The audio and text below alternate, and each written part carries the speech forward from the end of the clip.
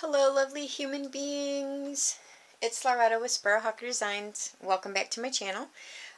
Today we're going to learn this. It's not as sunny here today. In fact, it's very overcast and rainy, so I hope the shadows aren't too difficult. And I hope they don't deal me too much trouble. Okay, so this is number 7, I think. And what I have done here is, this is a Wheatear stitch around this, and then in the middle here there are French knots in there and a bullion knot, and then just a straight stitch there. You already know how to do the French knots and the straight stitch, so I'm going to demonstrate the Wheatear and the bullion knot, and I am not a huge fan of either stitch, just to let you know. So I hope everybody's doing well. Let's see, let me go back through this was last time, and then there we go. Oh, that was week 2. These are out of order. Oh well. Week 1, week 2, week 3, 4, 5. I really liked the Palestrina stitch. I've always liked it, but I think I've never done it in a circle before. I'd only done it like on a straight line, so I really liked the way that turned out. And wait, no, this was last week's. I'm confused. That's 5 and this is 6. Oh my gosh. Alright, and this is 7. Okay. So, just very quickly, I'm going to run through what I'm using today because some people want to know. I'm using a size 9 embroidery needle with a size 8 pearl cotton. This is DMC number 726.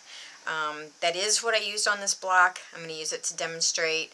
And then I'm using this here. I haven't put it away, so I need to wrap it around something.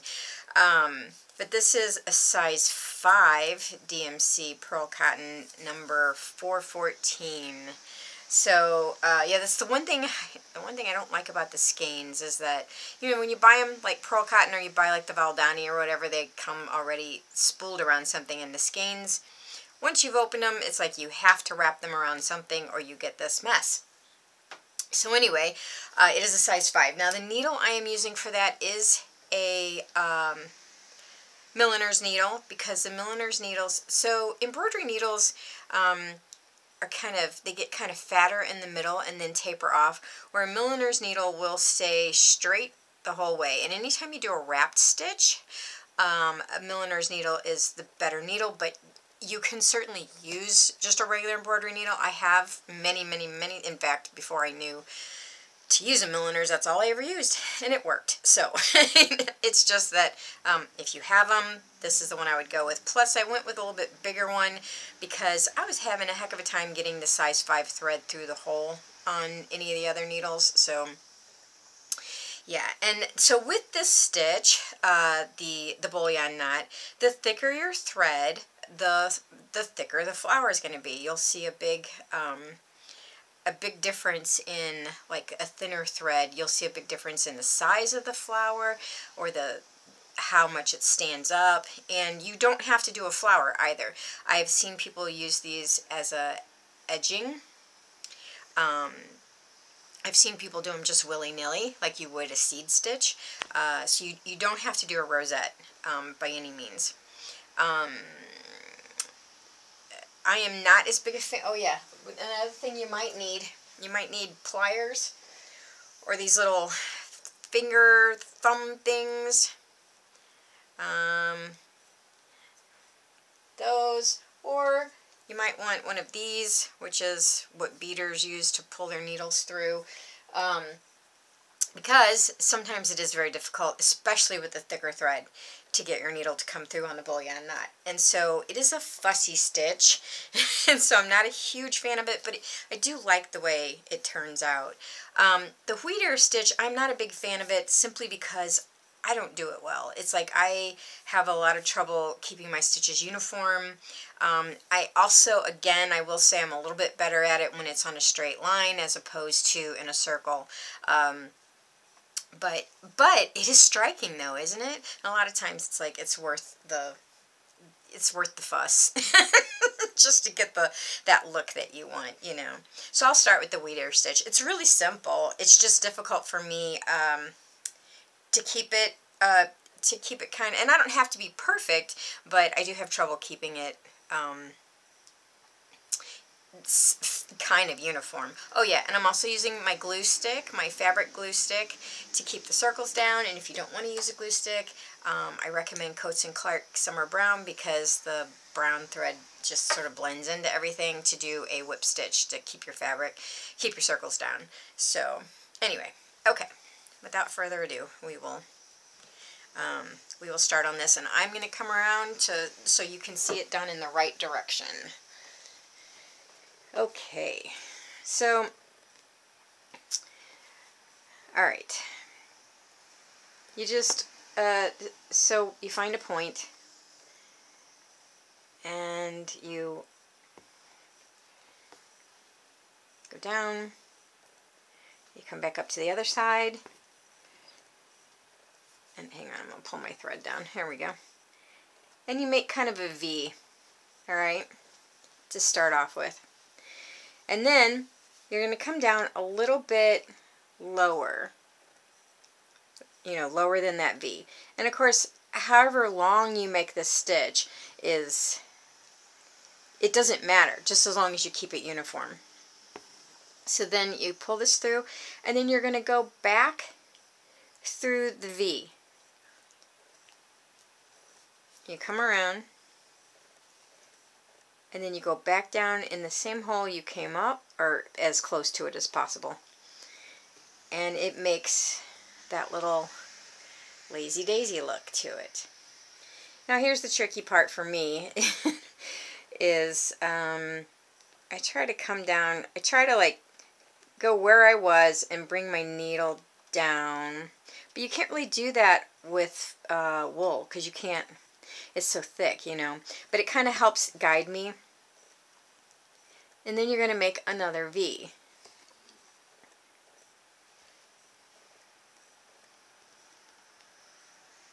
Like that.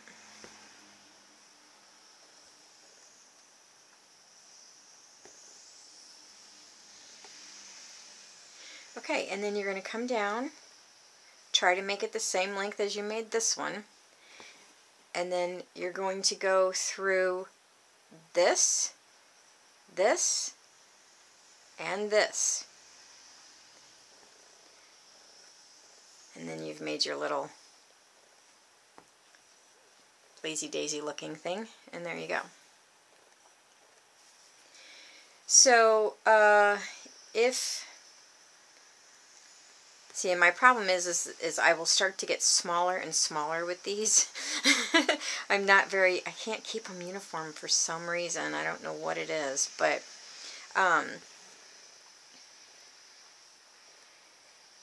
now on wool, it's very easy when you do this. Plus, I'm also kind of off to the side here. I hope I'm doing that right. With wool, it's really easy to pick up threads, you know, of your fabric, and you really don't want to do that if you can keep from doing that. So if you're having trouble with that, it is perfectly okay to turn your needle around eye first and go through. See? And then that way you don't pick up any fibers from the fabric that you're sewing on. Okay, and that's the Wheatear stitch. So, pretty nifty. I like the way it looks. I mean, like I said, on this block here, it's really striking. I just have trouble keeping it even, and I do a much better job when it's just in a straight line than when I do when it's in a circle. So, anyway, that's that one. So, now, this one's going to be a little more difficult for me to do while I'm standing up, which is why I'm using a hoop, by the way. I don't ordinarily use a hoop. and you don't have to. You can if you want to, but it's like if I'm not down on any surface, I'm kind of standing up, so it's really hard for me. And I don't even know if I can do this standing up because I'm going to need my mat. Let me get going on it, and then I'll stand up. Okay, so let me see if I can zoom in a little bit. Maybe that will help. I just know that if I'm doing it upside down, then right-handers are going to have trouble with the orientation. So, okay, so for this I did about 5 French knots in the middle. You do not have to do that. You can just start off with whatever. You could put a seed bead in the middle of there. You could do whatever you want. But I'm going to do a French knot.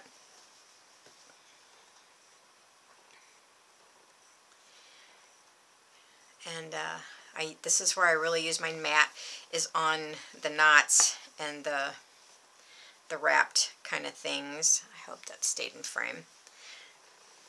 Let me see. Alright, stay right there, Loretta. Okay. Alright, so I treat this kind of like a back stitch. So you come up, and then you go back. You know how like you do a back, which I use a back stitch for almost all of my outlining. I don't usually use a stem stitch. So anyway, you come back, and however, well, let me just show you how to do it first. You kind of come backwards, and you bring your needle up right in front of where your thread came out. Do not pull your needle all the way through. And now you're going to take your thread, and you're going to wrap it. 1, 2, 3. I'm going to do 12. You can do as many as you want. 3, 4, 5, 6, 7, 8, 9, 10, 11, 12. Now, this is the tricky part.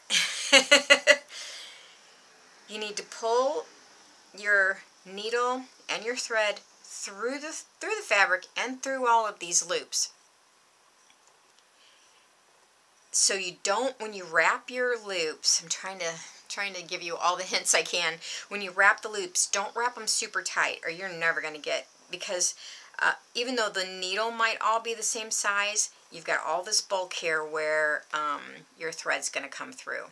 So, but you don't want them super loose either, because you kind of want them to stay uniform. So I hold on with my thumb, and then I pull, and I can feel it sort of give me trouble right there. So I'm going to use my pliers. There we go. And once you feel that go through, then I still hold on to my my loops. And now when I let go, you're going to see all those loops.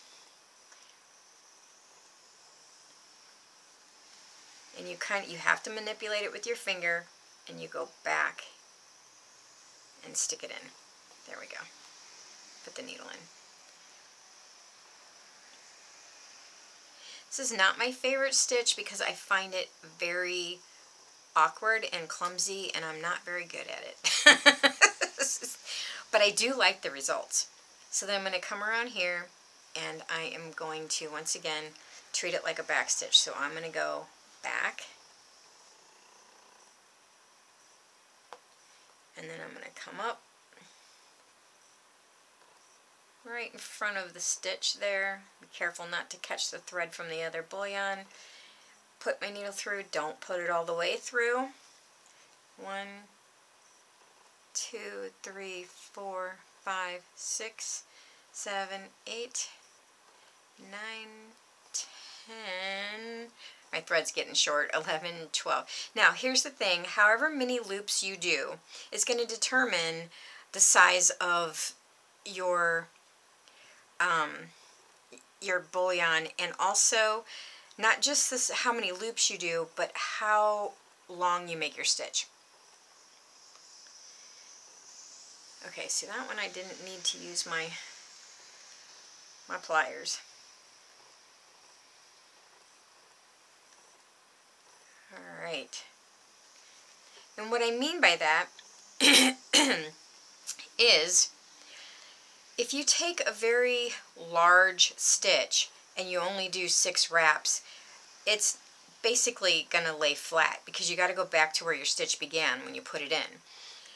But if you took that same width of a stitch and did a bunch of wraps, like, you know, 20 or 30 of them, you're going to get this loop that stands way up. So it's a combination of how big of a piece of fabric you take, how big of a stitch you take to begin with, and how many wraps and how thick your thread is. So you don't have to do 12 reps, you could do 8. I've seen people do 30. You know, it just depends on how high up you want that. I've seen them to where you can, you know, you can like see daylight under them because they're, you know. So, all right, let me come around here and see if, I don't know if I can do this standing up or not, but we will try. So let's see, where did I end my stitch? I ended my stitch here. Okay, so I'm gonna come up there. Oops, there you go, sorry about that. And then I am going to come back like I'm treating it like a back stitch. So this is what I mean by the size of your stitch. So I only took that much of a, you know, I could take a lot bigger stitch, but then I won't get the same effect, or I'd have to wrap it a lot more times or whatever. So oh, I hope I have enough thread left to do this. So we go 1, 2, 3, and it does not matter which way you wrap, just as long as you stay consistent. And it doesn't, again, it doesn't matter how many times you wrap, 4, 5, as long as you stay consistent. I mean, unless you're wanting, you know, a bigger and a smaller and whatever. I've lost my count, and there went my thread. Okay.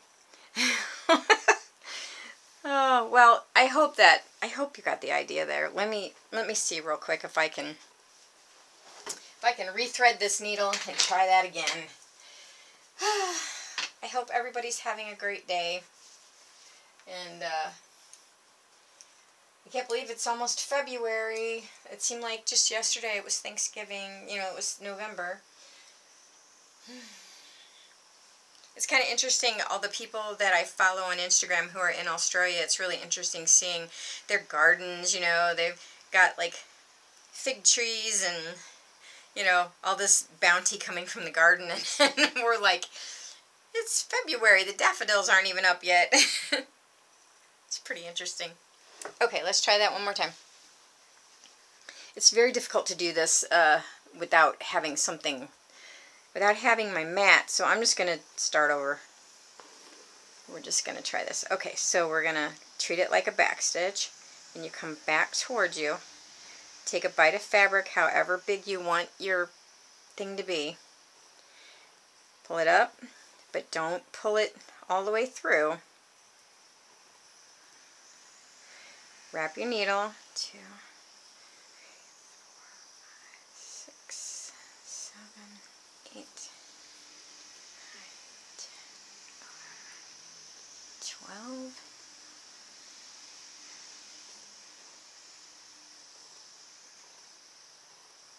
And then pull. Oh my gosh. I'm going to lose that thread again. Obviously, standing up behind the camera is not the best thing for me. Sorry while I fiddle with this. Okay.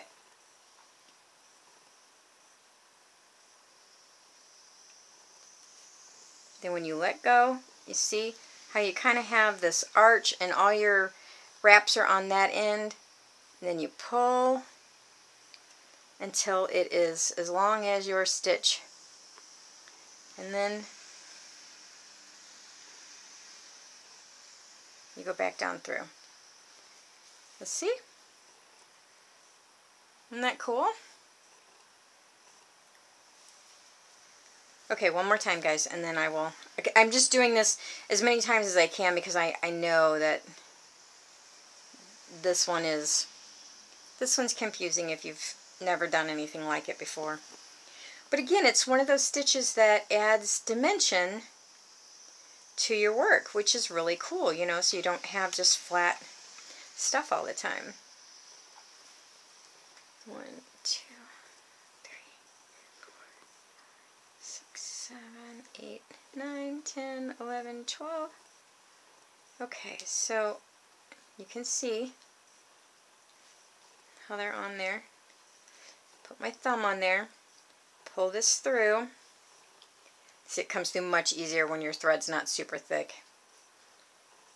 And I try to pull it and still keep my thumb there, and I let go of it, and then I pull, and you kind of have to manipulate it with your thumb. And hopefully, okay, those didn't turn out too bad for me standing up behind a camera. so yeah.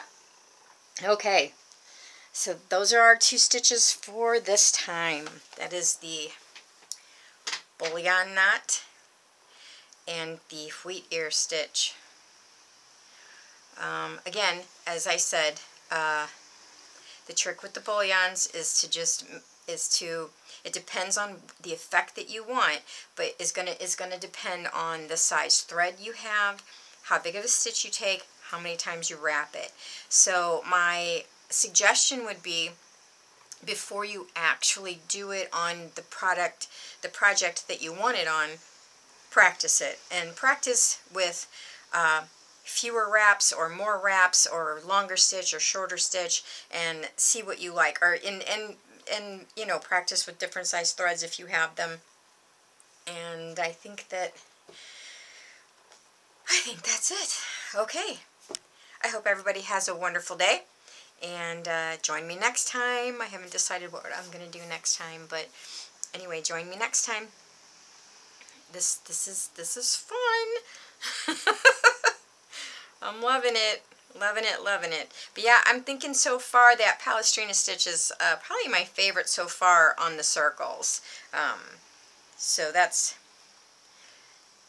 is really, that's just really super neat, the effect that, like I said, I've done it in a straight line before, but I'd never done it on a circle before, so that really made my whole day. Anyway, alright guys, thank you so much for watching. Give me a thumbs up. Thank you for spending a few minutes of your day with me. Alright, bye-bye.